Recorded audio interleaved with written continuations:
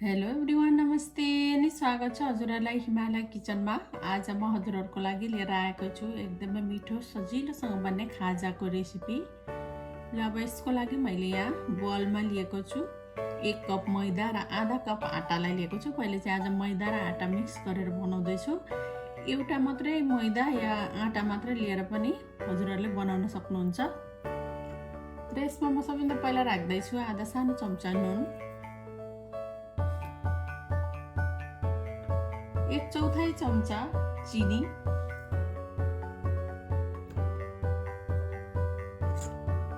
अब यसलाई पहिला मिक्स गरिदिउँ।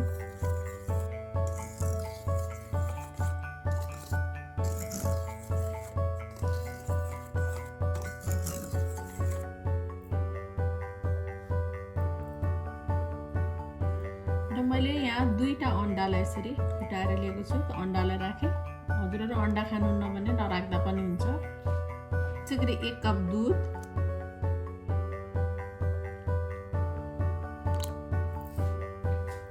र एउटा मिडियम साइजको प्याज मसिनो गरेर काटेर लिएको छु, त्यसलाई राखेँ मैले। 2 ठुलो चम्चा जति हरियो प्याज, 2टा काटेको हरियो खुर्सानी नराख्दा पनि हुन्छ, यदि राख्न मन पर्दैन र खानुहुन्न भने। त्यसै गरी काटेको हरियो धनियाँको पत्ता, र मैले यहाँ लिएको छु 1 सानो चम्चा कुटेको लसुन र अदुवा। अब यो सबै कुराहरूलाई राम्ररी मिक्स गरौँ पहिला। यसमा चाहिँ अरू भेजीहरू आफ्नो खुसीले आफूलाई राख्न मनपर्छ भने राख्दा हुन्छ, जस्तै गाजर, टमाटर, क्याप्सिकम, अरू केही त्यस्तो राख्न मनपर्छ भने राख्दा हुन्छ। यसलाई एकदम राम्रोसँग मिक्स गर्नुपर्छ पहिला।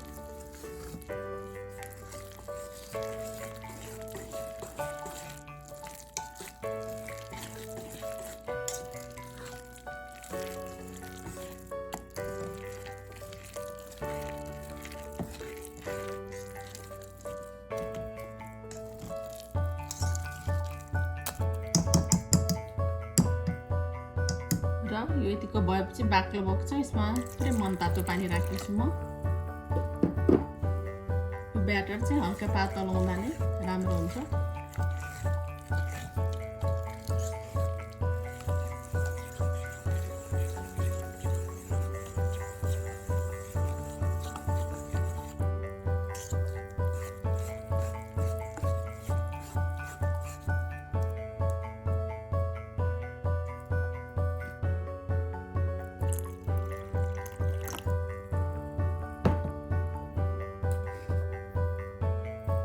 नुन थप्दैछु म आफ्नो टेस्ट अनुसार।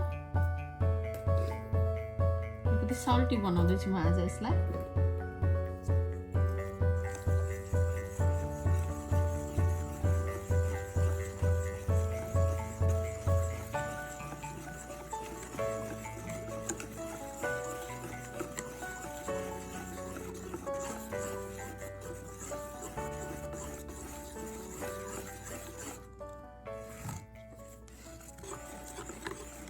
र यतिको भएपछि अब ब्याटर रेडी भएछ। अब लागौँ स्टोभतिर।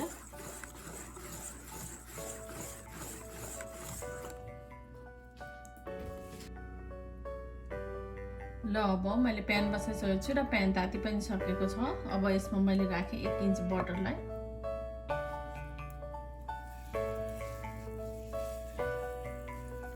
हजुरहरूले तेल लिएर पनि बनाउन सक्नुहुन्छ।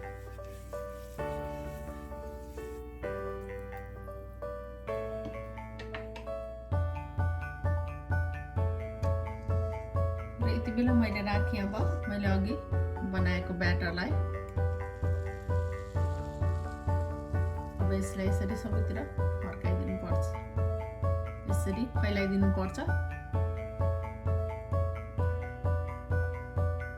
यो चाहिँ सकेसम्म पातलो बनाउँदा मिठो हुन्छ।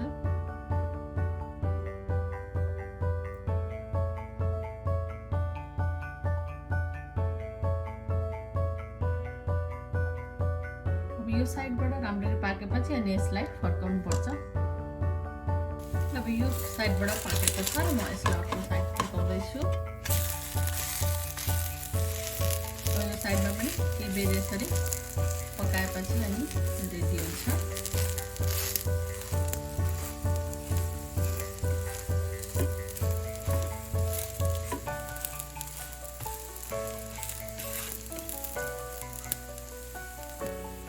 ल रोटी चाहिँ दुवैतिरबाट राम्ररी पाकिसकेको छ। यसलाई म अब झिक्दैछु। अब फेरि मैले राखेँ बटरको टुक्रालाई।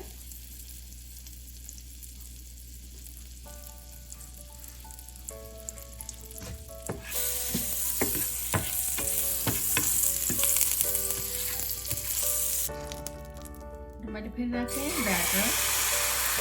ब्याटरलाई फेरि फैलाइदिउँ सबैतिर।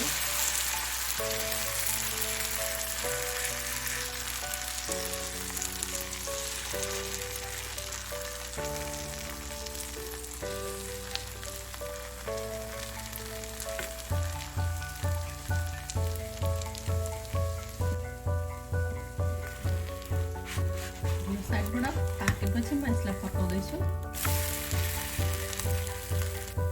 ल यो रोटी दुवैतिरबाट पाकिसकेछ। यसलाई चाहिँ प्यानकेक भन्दा पनि हुन्छ र रोटी भन्दा पनि हुन्छ।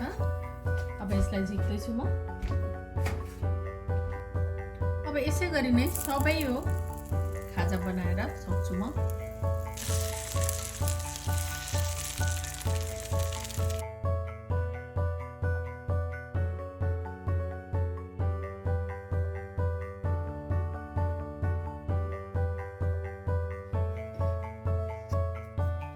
एकदमै मिठो सजिलो गरी बन्ने आटा र मैदाबाट मिसाएर बनाएको खाजा चाहिँ अब यसरी रेडी भएको छ। एकदम मिठो हुन्छ, छिट्टो बन्छ, हेल्दी पनि हुन्छ। हस् त यो छिट्टो मिठो खाजाको रेसिपी हजुरहरूलाई राम्रो लाग्यो भने हाम्रो भिडियोलाई लाइक, कमेन्ट, सेयर गरिदिनु होला। यस्तै रेसिपीहरूको लागि हाम्रो च्यानललाई सब्सक्राइब पनि गरिदिनु होला। सब्सक्राइब गरिसकेपछि नजिकै रहेको नोटिफिकेसन बेललाई पनि अवश्य पनि क्लिक गरिदिनु होला। फेरि पनि यस्तै मिठो परिकारको रेसिपी लिएर आउने नै छु। हाम्रो भिडियो हेरिदिनु भएकोमा हजुरहरूलाई धेरै धेरै धन्यवाद।